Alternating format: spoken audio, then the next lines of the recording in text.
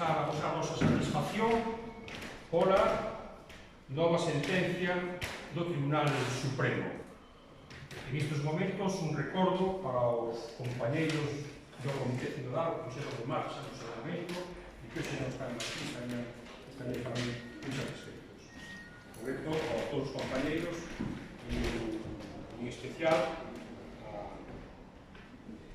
ao general José Montero Gabeiras e a Carmelo Teijeiro, que foron o presidente e o coordinador general do comité e que iniciaron a andaina deste comité.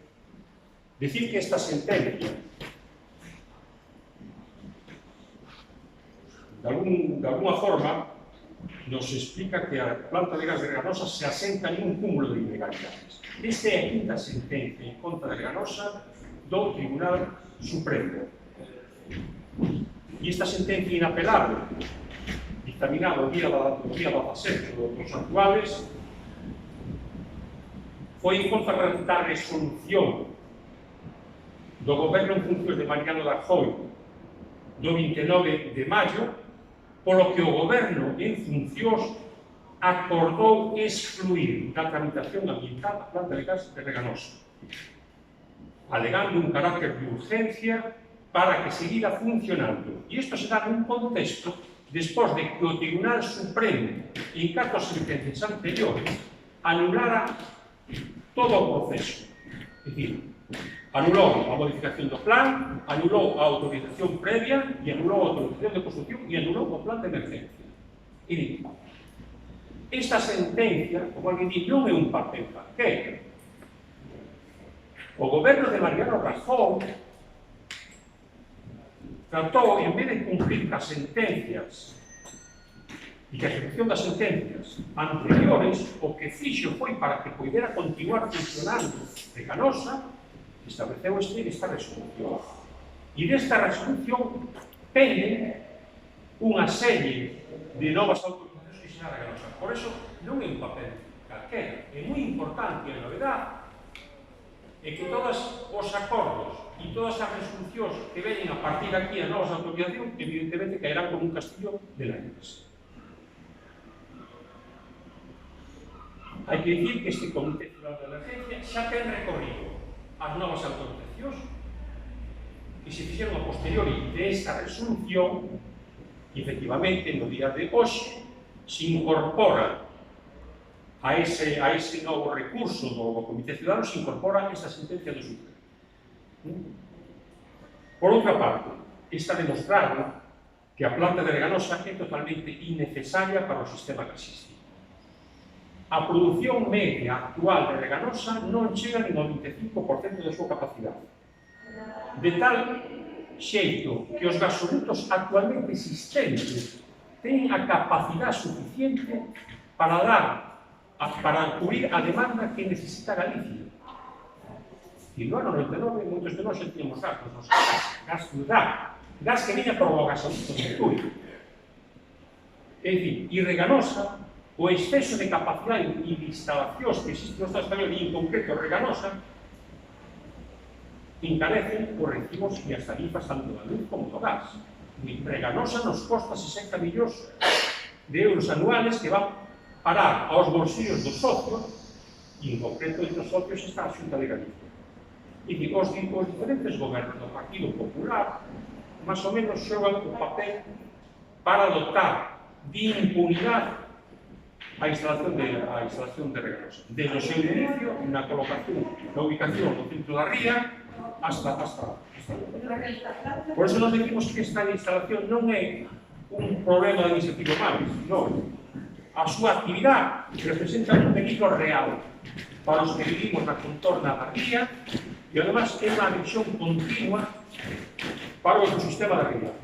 Por tanto, o cesamento da súa actividade redundará na seguridade tanto dos ciudadanos como do medio ambiente.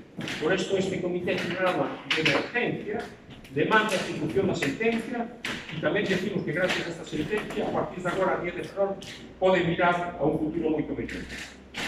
Isto en líneas generales o que queríamos trasladar aos ciudadanos. E outros aspectos da vontade. Consideracións e preguntas. Que consecuencias palpables prolongando o proceso, que se den autorizacións, que se anulen, porque isto, como dice a quinta sentencia, non ten ningún... Pode seguir habendo sentencias sen que teña ningún repercusión real, polo visto. Bueno, nos pensamos, primeiro, reiterar a importancia que ten esta sentencia.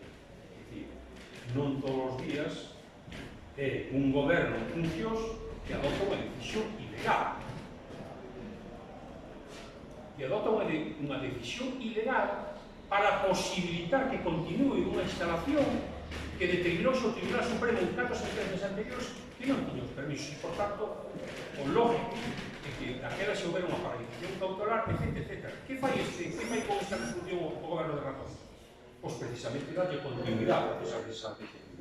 Dalle continuidade. E a partir de aí, as novas autorizacións peguen todas dese decreto. Por eso nos decimos que todos estes decretos, o sea, todas estas resolucións a posteriori, evidentemente van cruzando con un castillo ordinario. E nós o que exigimos é, evidentemente, que a administración teña que actuar. Tamén decimos que hai un problema serio. A instalación de regalos é unha instalación da corrupción política e financiera que hai neste país. E, en concreto, da convivencia das administracións dirigidas por o Partido Popular desde o seu inicio da Xunta de Galicia hasta agora hasta os gobernos do Partido Popular. Evidentemente que son os que intentan garantirse a impunidade e o cumprimento da lei. Iso é un problema grave, pero nós non desdeñamos que o novo goberno evidentemente actúe en consecuencia con as sentencias.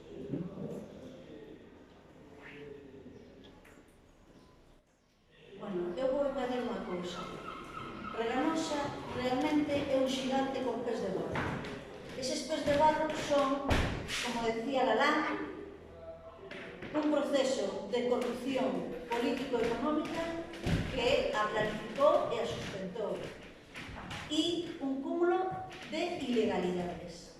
Si ese xigante os poderes políticos permiten que siga andando con eses pés de barro, entón quen ten un problema é toda a sociedade.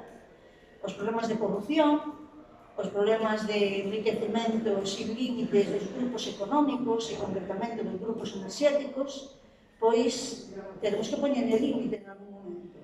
En todo caso, desde o Comité de Cidade de Emerxencia, o que decimos que esta non é unha sentenza máis. Esta é unha sentenza moi importante, porque Reganosa queda, a partir desta sentenza, sin licencias legais, unha base legal firme para seguir funcionando. Si se permite que unha planta desas características tan peligrosa para as nosas vidas e para o ecosistema da ría siga funcionando nuns parámetros de ilegalidade, haberá que pedir responsabilidades políticas.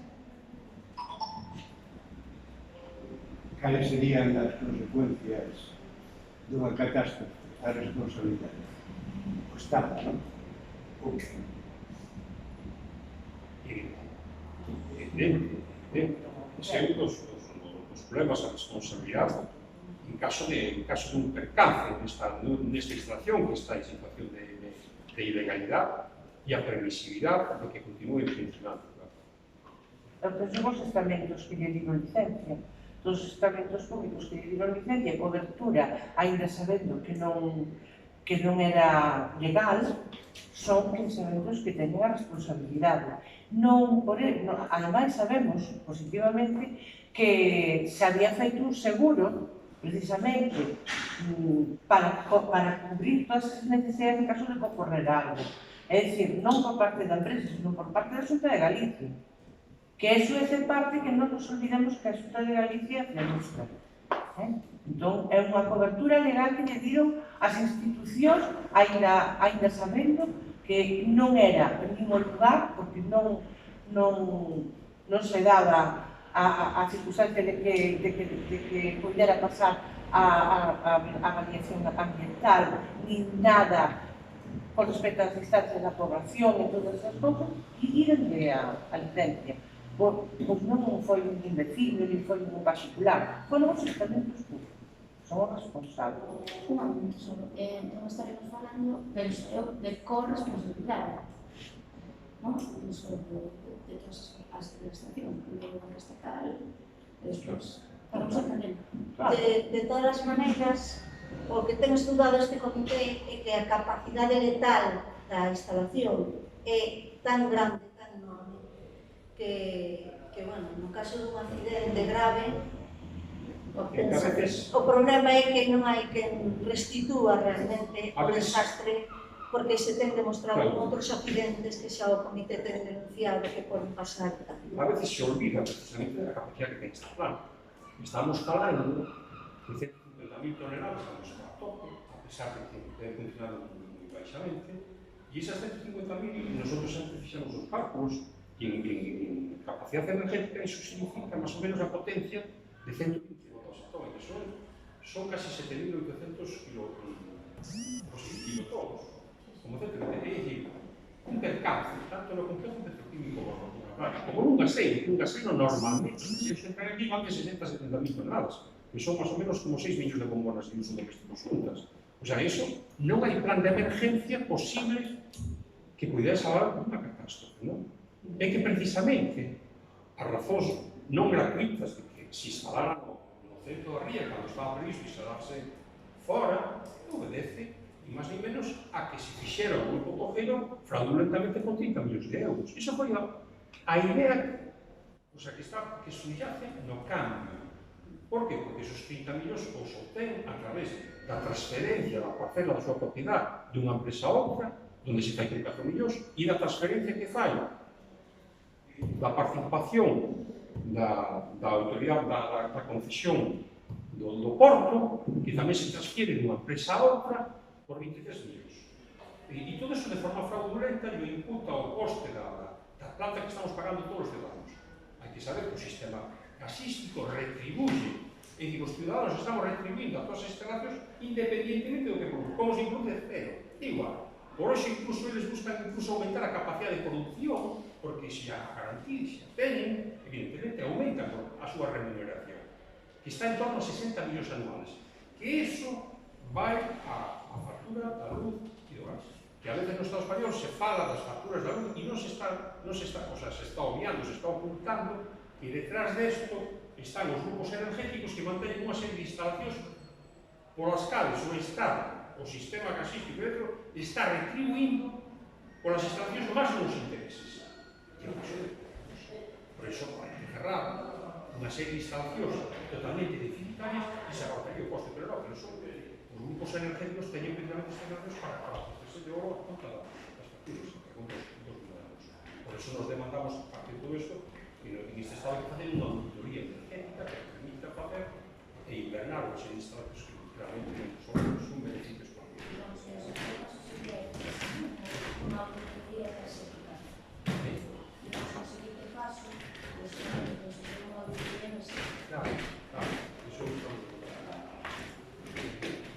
Cales son os seguintes pasos que vai a tomar? Sí, bueno, Non se vai a tomar xudicar en marcha ainda? Sí, bueno, xa nos presentamos o correspondiente recurso ás novas autorizacións que piden isto, a Dirección General de Política Energética que dá novas autorizacións, e logo vamos a presentar tamén a iniciativa diante da Comisión Europea, ¿no?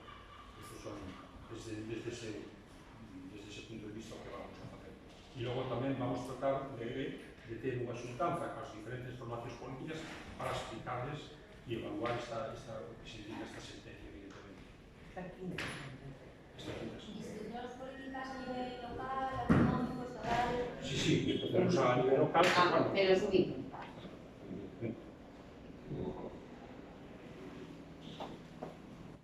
Perdón, só unha apunte. Como casi todas as que estamos aquí vimos a representación dos medios de comunicación sobre xente moi nova, eu propoño que o comité nos entregue a cada unha o libro que fixemos que sitúa con moita claridade todo o proceso.